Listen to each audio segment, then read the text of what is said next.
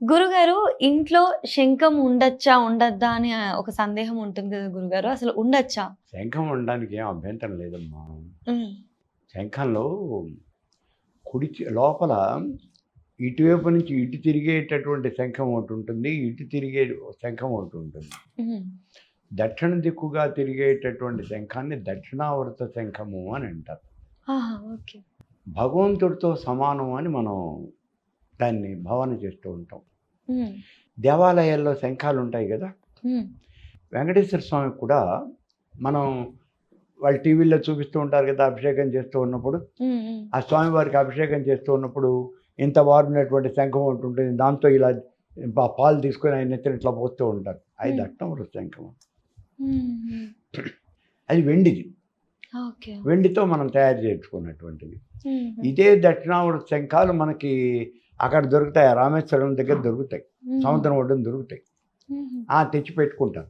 అవి వాటిని దేవతా స్వరూపంగా, లక్ష్మీ స్వరూపంగా భావన చేసి ఇంట్లో దాన్ని పూజా మందిరంలో పెట్టుకోవటం అనేది జరుగుతుంది. హ్మ్. అలాగే మామూలు శంఖాలు కనుక అయినట్లయితే ఇది ఈ జంగందేవరలు, హ్మ్. వీళ్ళు సన్యాసులు కొంతమంది వాకిట్లో అడుక్కోవడానికి వస్తూ ఉంటారు. వాళ్ళ ఆ శంఖం తీసుకుని బూ అని ఊరుతూ ఉంటారు. అవి మామూలు శంఖాలు. ఓకే. ఆ శంఖాలను మనం ఊదొచ్చు, మనం ఊదినా శంఖం మోగుతుంది. హుహు. ఇప్పుడు వీళ్ళు భారత యుద్ధంలో వీళ్ళంతా కూడా శంఖాన్ని పూరించారు అని చెప్పేసి అంటాడు. హుహు. శ్రీకృష్ణుడు పాంచజన్యము, అర్జునుడు దేవదత్తం, ఇట్లాంటివో శంఖాల పేర్లు కూడా చెప్తారు వాళ్ళు. హ్మ్. ఆ శంఖం నుంచి వచ్చే నాదం ఇది అని ఆ శంఖ శబ్దం వినంగానే వీళ్ళు చెప్పేస్తూ ఉంటారు. హ్మ్. అవన్నీ కూడా దక్షిణావర్త శంఖాలు ఎక్కువగా. ఓకే. అవి ప్రత్యేకమైన దేవతలు వాళ్ళకి ఇచ్చినటువంటి శంఖాలు కదా అవి. అవి చాలా పరమ పవిత్రమైనటువంటి శంఖాలు. అయితే ఈ శంఖాల్లో మనం ఏం చేస్తాం ఇంట్లో శంఖం పెట్టుకుని, అది మనకు మెయిన్ ప్రశ్న.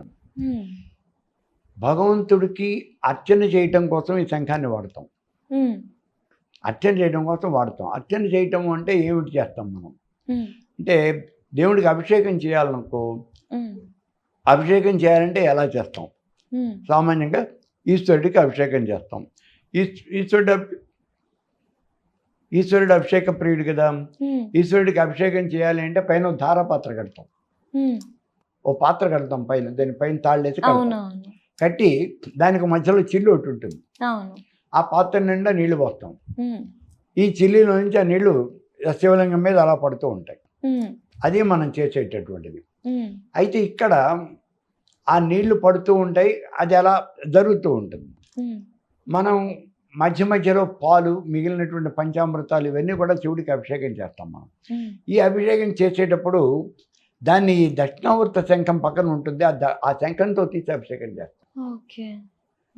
అవన్నీ కూడా శంఖంతో అభిషేకం. ఇది ఒక శివాలయంలోనే కాదు, ఈ అభిషేకాలు ఎక్కడైతే జరుగుతూ ఉంటాయో అక్కడ ప్రతి చోట కూడా ఈ దక్షిణావర్త శంఖాన్ని వాళ్ళు వెండితో తయారు చేసుకుంటారు. ఎందుకంటే మరి రెగ్యులర్గా దాన్ని వాడుతూ ఉండాలి. పైన పెడుతూ ఉంటాం, కింద పెడుతూ ఉంటాం, 4 సార్లు ముట్టుకుంటూ ఉంటాం. అది సహజమైనటువంటి శంఖం అయితే పగిలిపోయే ప్రమాదం ఉంటుంది. అందుకని వెండితో తయారు చేస్తారు కొన్ని చోట్ల వచ్చేప్పటికీ ఆ శంఖం పెద్దదైనటువంటి శంఖం ఒకటి పట్టుకొస్తారు. ఇంతవారు శంఖం పట్టుకొచ్చి ఇటు అంటే మొదట చివర రెండింటిలో కూడా వెండి తాపడం చేయిస్తారు. అంటే వాడకం ఇక్కడే కదా ఎక్కువ ఉండేది, పగిలిపోయేది అక్కడే. అందుకని పగలకుండా దాని దగ్గర వెండి తాపడం చేస్తారు. వెండి రేకు దాని మీద కప్పేస్తారు. ఆ వెండి రేకు ఇప్పుడు తిరుపతి వెంకటేశ్వర స్వామి దేవాలయంలో కానీ ఇట్లాంటి చోట్ల ఆ వెండి రేకులు వేసినటువంటి శంఖాలే ఉంటాయి. అయితే జాగ్రత్తగా చూస్తే వెంకటేశ్వర స్వామి దగ్గర వెండితో చేయించినటువంటి శంఖాలు కూడా ఉన్నాయి. అవి అప్పుడప్పుడు మనకు యూట్యూబ్లో వాళ్ళ పంపించేవంటి దీంట్లో వీడియోలో కనిపిస్తూనే ఉంటాయి. ఆ శంఖంతోనే వాళ్ళు స్వామివారికి అభిషేకం అనేది చేస్తారు. ఇలా స్వామివారికి అభిషేకం చేయటం కోసము వివిధ రకాలైనటువంటి ఈ రసాలు, పళ్ళ రసాలు కానీ, పాలు కానీ, పెరుగు కానీ పోస్తాం కదా, అవన్నీ కూడా ఈ దక్షిణావర్త శంఖంతో మనం ఆ స్వామివారిని ఎత్తున పోయటం అనేది జరుగుతుంది. దాన్ని పరమ పవిత్రంగా చూస్తాం. దాన్ని కూడా భగవత్ సమానంగా ముందర దానికి కూడా పంచపూజలు చేస్తాను రోజును శంఖంకి. అయ్యో భగవంతు, ఇప్పుడు మనం ఇంట్లో ఏదైనా ఒక అర్చన చేస్తున్నాము అంటే అక్కడ దేవుణ్ణి పెట్టినటువంటి పీఠాన్ని పూజ చేస్తాం. గంటకి కూడా చేస్తారు కదా గురుగారు? పీఠానికి పూజ చేస్తాం ముందు, ఆ ఉమ్. పెట్టిన వేసినటువంటి పీటకి. ఉమ్, ఆ తర్వాత అక్కడ ఉన్నటువంటి గంటకి పూజ చేస్తాం, శంఖానికి పూజ చేస్తాం, ఉమ్, అక్కడ ఏమేమి ఉన్నాయో అన్నింటికి పూజ చేస్తాం. అంటే అన్నీ కూడా పవిత్రమైనటువంటిదే. ఉమ్, ఇప్పుడు ఇంకా చెప్పాలి అంటే మనం జపం చేసే మాల ఉంది, జపమాల. ఉమ్. ఈ జపమాలకు కూడా మనం పూజ చేస్తాం. ఓకే. జపమాలకు పూజ చేసి దాన్ని నివేదన చేసి ఉమ్, దాన్ని ఒక డబ్బాలో పెట్టి జాగ్రత్తగా మూత పెట్టి దేవుడు పక్కన పెడతాం మనం. ఉమ్, మళ్ళీ జపం చేయాలన్నప్పుడు ఉమ్, దాన్ని బయటికి తీసి ఈ పంచపూజలు చేసి అప్పుడు ఆ మాలతో జపం చేయటం అనేది జరుగుతుంది.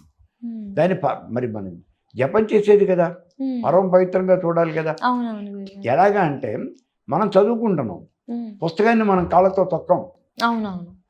ఒక పేపర్ కింద పడింది, పొరపాటున పేపర్ని మనం తొక్కాం, చెత్త కాగితమే కాదని లేదు, ఉమ్, పేపర్ని మన కాలికి తగిలింది, వెంటనే మనం ఆ పేపర్ని తీసుకుని కళ్ళకు అద్దుకుని దాన్ని, అది పనికిరాదు కాబట్టి డస్ట్బిన్లో పడేస్తాం. అవునవును. మనం వాడుకోవడానికి ఉపయోగించేటువంటి వస్తువులు ఏవైనా మనకు ఉపయోగించే ఉంటే అంత పవిత్రంగానూ చూస్తాం మనం. ఉమ్, ఇక్కడ కూడా అంతే. ఉమ్, ఈ శంఖాన్ని కూడా వాళ్ళు ప్రతిరోజు వీటన్నింటికీ, శంఖము, చక్రము, గంట, వీటన్నింటికీ కూడా పంచపూజలు చేసి వాటి నివేదనలు చేసి పరమ పవిత్రంగా. ఉమ్, అసలు వీళ్ళు తిరుపతిలో అయితే వీళ్ళ లోపలికి వచ్చేసరికి అవన్నీ కూడా శుభ్రం చేయబడి ఉంటాయి. ఉమ్. అవన్నీ తోమాల్సినవి ఏమన్నా ఉంటే వాళ్ళు ఏ సెక్షన్కి ఆ సెక్షన్ ఉంటుంది కదా అక్కడ. అవునవును గురుగారు. మొత్తం డివిజన్ ఉంటది దేని ఉంటాయి దానికి. కదా. ఉమ్, ఎవరి డ్యూటీలు వాళ్ళవే, వాళ్ళ డ్యూటీ వాళ్ళు చేసి అవన్నీ కూడా సిద్ధంగా పెట్టవలసిన బాధ్యత వాళ్ళది. ఉమ్, అవి 2 చోట్ల ఉంటాయా, 3 చోట్ల ఉంటాయా, వాళ్ళ యొక్క ఉమ్. అడ్మినిస్ట్రేషన్ సౌలభ్యం అది. అవును. కాబట్టి అవన్నీ వాళ్ళకి రెడీగా పెట్టేస్తారు, వీటితో మీరు చేయాలి. ఉమ్, వాటికి పూజ చేసి వెళ్ళేవాళ్ళు పూజ చేసి వెళ్ళిపోతారు, ఓకే. ఆ డ్యూటీ వేరే వాళ్ళది, వీళ్ళే చేయరు. ఉమ్, ఉమ్. ఏంటి అక్కడ ఆ పూజార్లో కూడా లెవెల్స్ ఉంటాయి కదా. అవునవును. ఆ శంఖ చక్రాలకు పూజ చేసి వెళ్ళేవాళ్ళు అవి ఆ పూజలు చేసి వాటి నివేదనలు పెట్టి దాన్ని రెడీగా అక్కడ పెట్టి వెళ్ళిపోతారు. ఉమ్, అప్పుడు ఈ అర్చకులు, పెద్ద అర్చకులు వచ్చి దాంతో ఈ అభిషేకాలు అవి వాళ్ళు చేసుకుంటారు. ఉమ్, ఇట్లా దేనికది అవి చేయబడి ఉంటాయి. ఓకే. ఆ దీంట్లో ఈ శంఖం కూడా, ఈ దక్షిణావర్తి శంఖం కూడా ఇందాకే చెప్పుకున్నాం కదా, అది పరమ పవిత్రమైనటువంటిది. ఉమ్, అందులో నుంచి అసలు నీళ్లు పోసాము అంటే సాక్షాత్తు గంగోదకం కన్నా కూడా చాలా పవిత్రమైనటువంటిది. ఓకే. ఉమ్, అంత పవిత్రత ఉంది కాబట్టి దాన్ని మనం చాలా జాగ్రత్తగా చూస్తాం. దక్షిణావర్తి శంఖం అంటే ఇవి చాలా చోట్ల కొంచెం ఆ డబ్బులు ఉన్నాయి పర్వాలేదు దేవాలయానికి అన్నటువంటి ప్రతి చోట కూడా ఈ వెండితో ఈ శంఖాలు తయారు చేసుకోవటం అనేది జరిగింది. ఉన్నాయి ఓకే. దేవాలయాలు చాలా చోట్ల ఉన్నాయి. కొన్ని చోట్ల అయితే ఇందాక చెప్పినట్టుగా మామూలు శంఖానికి అటు ఇటు పొన్నులు వేసి పెట్టారు. అవునవును. ఇంకా కొన్ని చోట్ల అయితే అసలు అవి ఉండవు అని చెప్పేసి వెండివే తయారు చేసుకోవడం జరిగింది. ఉమ్. ఇవన్నీ పూజలో వాడతారు. ఇప్పుడు 2 రకాల శంఖాలు ఉంటాయి అన్నారు కదా ఉమ్. గురుగారు. ఆ 2 రకాలవి కూడా ఇంట్లో పెట్టుకున్నప్పుడు, పూజ గదిలో పెట్టుకున్నప్పుడు ఈ వాటికి పూజలు, నియమాలు ఈ ఇవన్నీ మొట్టమొదటి ఉంటాయా? రకమైనటువంటి శంఖాన్ని పెద్దగా ఎవరు పెట్టుకోరు, అది గవ్వలతో సమానం. అచ్చా, ఓకే. ఈ దక్షిణావర్తి అవి ఫ్రీగా పెట్టుకున్నప్పుడు దొరుకుతాయి. మన సముద్రం ఉంటుంది గవ్వలు ఎట్లా దొరుకుతాయో మామూలు అంతే. శంఖాలు అట్లాగే దొరుకుతాయి. ఓకే. అది పెద్దదే ఉండదు, 5 రూపాయలు ఇస్తే ఇచ్చేస్తాడు వాడు. ఓకే. ఓకే. ఈ రెండో రకమైనటువంటి శంఖమే దక్షిణావృతం, ఇది తక్కువ దొరుకుతుంది, ఓకే. అవైలబిలిటీ ఉండదు. ఉమ్, అందుకని ఇది చాలా జాగ్రత్తగా ఉంటుంది. అక్కడ అది కూడా మా వాళ్ళు తీసుకొచ్చారు, 100 రూపాయలు ఇస్తే ఇచ్చాడు అని చెప్పేసి పట్టుకొచ్చారు. 3 అంగుళాల పొడవు ఉన్నటువంటిది ఒక శంఖం దక్షిణావృతం. ఉమ్, అది అవి కూడా దొరుకుతాయి. అక్కడికి పోతే ఆ రామేశ్వరం దగ్గరికి పోతే ఉమ్, అక్కడ మనకే దొరకచ్చు, వాళ్ళెవరో ఒక్కర్లా అసలు. ఉమ్. లేదా వాడికి 100 రూపాయలు ఇచ్చి మనం కొనుక్కోవచ్చు, ఓకే. అక్కడ బాగానే దొరుకుతాయి. గురుగారు, ఇప్పుడు ఈ దక్షిణావర్త శంఖం ఏదైతే ఉందో అది ఇంట్లో పెట్టుకోవచ్చు, అయితే పూజ గదిలో మరి పెట్టుకోవచ్చు. పూజలో పెట్టుకుంటాం కదా. అలాంటప్పుడు నియమాలు కఠినంగా ఉంటాయి. దాన్ని అలా కఠినంగా నియమాలు అనేది ఉండదు. ఇప్పుడు పూజా నేను విధానం ఎలా చెప్తాను, ఉంటుంది? నేను చెప్తాను. నా దగ్గర ఉన్నటువంటి దాంట్లో మామూలుగా ఆ రామేశ్వరం దగ్గర దొరికినటువంటి శంఖం ఉంది, దక్షిణావృతం ఉంది. అయితే దాంతో అభిషేకం చేయటము అనేది కొంచెం ఇబ్బందిగా అనిపించేది.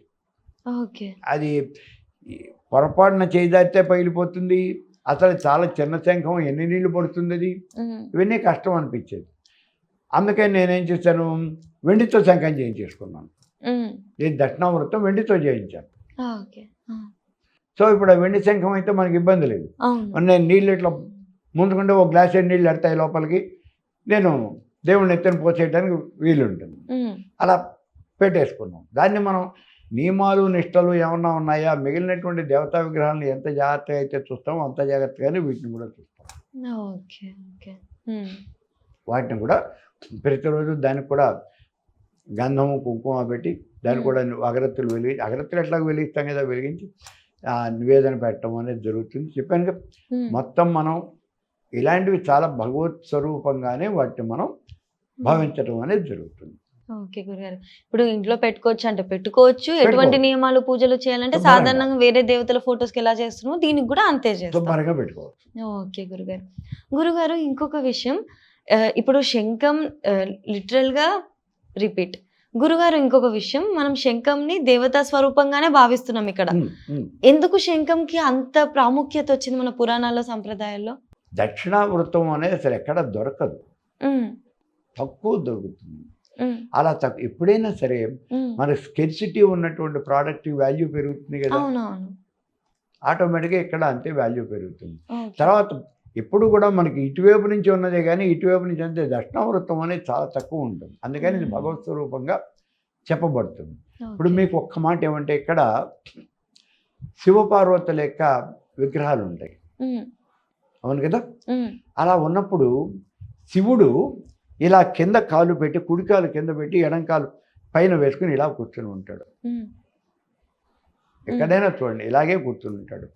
అదే అమ్మవారి దగ్గరికి వచ్చేప్పటికి ఆవిడ ఇలా కూర్చుని ఉంటుంది. తేడా తెలిసిందా నీకు? ఏం తెలిసింది? కాలు చేంజ్, ఎడంకాలు కింద పెట్టి కుడికాలు పైన పెట్టుకుంది. అమ్మవారు ఇలా కూర్చుంటుంది, ఎడంకాలు కింద పెడుతుంది. శివుడు కుడికాలు కింద పెట్టాడు. అంటే శివశక్తులు ఒకళ్ళు కుడికాలు పెడితే రెండో వాళ్ళు ఎడంకాలు పెట్టారు. అలా ఉన్నటువంటి బొమ్మలే ఉంటాయి. సామాన్యంగా అమ్మవారు అలాగే ఉంటుంది. అమ్మవారు ఎడంకాలు కింద పెడుతుంది అన్నం. ఒకవేళ అమ్మవారు కుడికాలు కింద పెట్టినటువంటి ఫోటోలు కావాలి అంటే దొరకవు, మనకి ఉండవు, సామాన్యంగా ఉండవు. అలాంటివి ఏమన్నా ఎక్కడో ఒక చోట ఉంది. అయితే దీనికి ఇలాంటివి ఏమన్నా ఉండాలి అంటే అమ్మవారు కుడికాలు కింద పెట్టినటువంటి ఫోటో కనుక అలా పెట్టుకున్నట్లయితే మనకి అది చాలా శుభప్రదము, లక్ష్మీప్రదము అని చెప్తాడు. అందుకని విగ్రహాలు తయారు చేసుకున్నప్పుడు మనం పర్టికులర్గా అమ్మవారి యొక్క కుడికాలు కిందకు ఉండాలయ్యా, ఎడంకాలు ఇట్లా పైకి ఉండాలి, ఇట్లా మనం అడుగుతాం. ఆ తయారు చేసేవాడిని, విగ్రహం తయారు చేసేవాడిని మనం అడుగుతాం. అడిగి మనకు కావాల్సినటువంటి దీంట్లో మనం చేసుకుంటాం. అట్లాగే ఇక్కడ కూడా ఈ దక్షిణావృత శంఖము అయితే అపురూపమైనటువంటివి కదా ఇవి, భగవత్ స్వరూపం అని ఒక మాట వచ్చేసింది దానికి. మరి అలాంటి శ్లోకాలు ఇప్పుడు ఇవి ఆ రామేశ్వరంలో బాగా దొరుకుతాయి అని చెప్పాను కదా, అక్కడ విపరీతంగా దొరుకుతాయి. దొరికినంత మాత్రం చేత ఇదేం కాదుగా, అది ప్రశస్. గురుగారు ఇప్పుడు పూజలకి వీటన్నిటికీ మనం శంఖం వాడతాం కదా, అలాగే ఎవరైనా పోయినప్పుడు కూడా శంఖం ఉద్దరడం జరుగుతుంది? వాడతారు.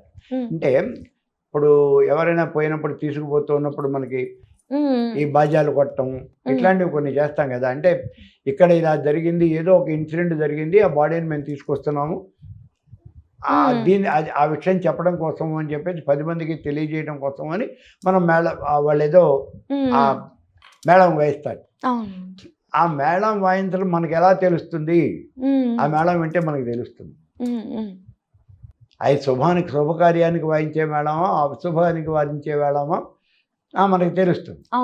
వాళ్ళు కొట్టేవంటి ఆ డప్పులు ఇవి ఎవరో పోయారు తీసుకుపోతుంటే వాయిస్తున్నటువంటివి అని తెలుస్తుంది. దాంట్లో ఒక పర్టికులర్ శక్తి ఉంది, అందరూ వాయించరు. ఇప్పుడు ఈ మేళాలు వాయించడం అనేది కూడా అది ఏదో కొంతమందికే సంప్రదాయం, అందరూ వాయించరు. అలాగే ఇప్పుడు ఈ శంఖం ఊదటము, ఈ శంఖాలు ఊదటం అనేది కూడా ఒక పర్టికులర్ వాళ్ళని ఏమంటారో ఒక వర్గం, అది ఒక కేటగిరీ, వాళ్ళకి బాగా అలవాటు, వాళ్ళు మాత్రమే చేస్తారు, అందరూ చేయరు పనులు. అప్పుడు అది ఊదేది కూడా అనౌన్స్మెంట్ మాదిరి అందరికి తెలియాలి అని, అంతే. అనౌన్స్మెంట్ పోయేదాకా ఈ శ్మశానాన్ని తీసుకెళ్ళేదాకా ఈ మేళాలు వాయిస్తూ తీసుకుపోతాం. మన సంప్రదాయంలో గురుగారు మన సంప్రదాయంలో వస్తువుని మనం పాజిటివ్గా ఇలాగా వాడుతూ ఉంటాం. అంటే మనిషి పుట్టినప్పుడు వాడతాం, పూజలకు వాడతాము, పోయినప్పుడు వాడతాం, కానీ వాడే పద్ధతుల్లో ఆ సంప్రదాయం ఆచారం అనేది తేడా. మన వాటిలో ఏమన్నా ఏదైనా ఒక కార్యక్రమం జరిగి షామియానా వేయించుకుంటాం, అంతే కదా. అవునా, శుభం జరిగినా వేయిస్తాం షామియానా, అశుభం జరిగినా వేయిస్తాం అదే షామియానా, అదే షామియానా మళ్ళీ. అవునవును, మరి ఓకే ఓకే, ఏదైనా అంతే. ధన్యవాదాలు గురుగారు, చాలా చక్కగా వివరించారు.